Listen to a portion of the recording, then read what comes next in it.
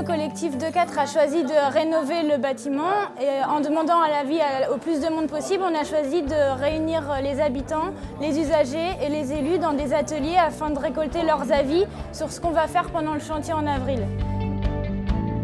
Cet atelier-là, il sert à donner la parole à chacun maintenant sur la manière dont on doit prévoir le chantier et sur le temps qu'on doit y consacrer.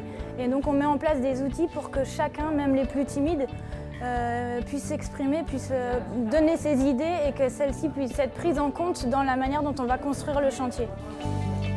À l'issue de la concertation publique, ils se sont entendus pour dire qu'il y avait 7 problèmes identifiables.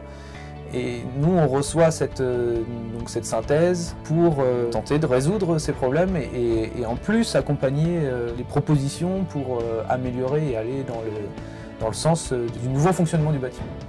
Donc maintenant, on commence le chantier et la grosse surprise de cette année, c'est qu'on a plus d'une 60aine d'inscrits pour participer au chantier bénévolement.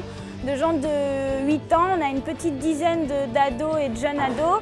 Et puis après, on a environ 50 adultes qui se relaient pendant 10 jours sur le chantier pour construire ce que les architectes ont dessiné d'après la concertation.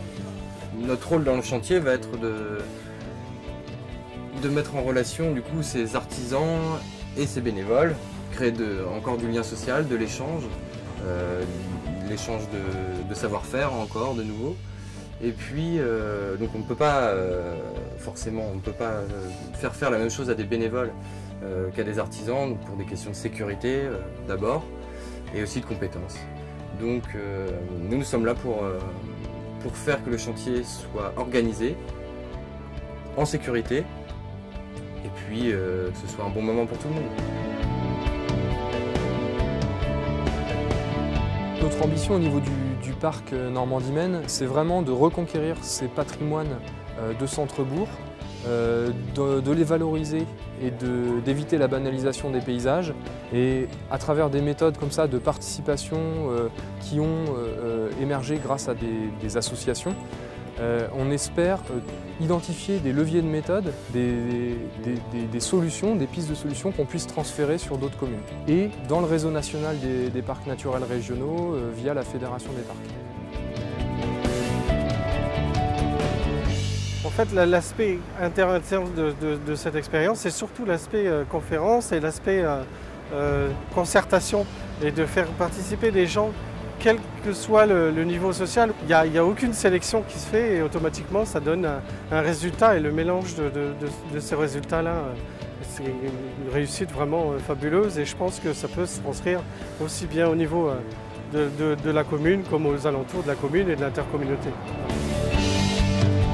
Le collectif de 4 est avant tout un collectif d'éducation populaire et du coup il s'agit pour nous de légitimer et justifier l'ensemble de nos actions dans le sens de nous rapprocher les uns les autres et de faire des choses ensemble.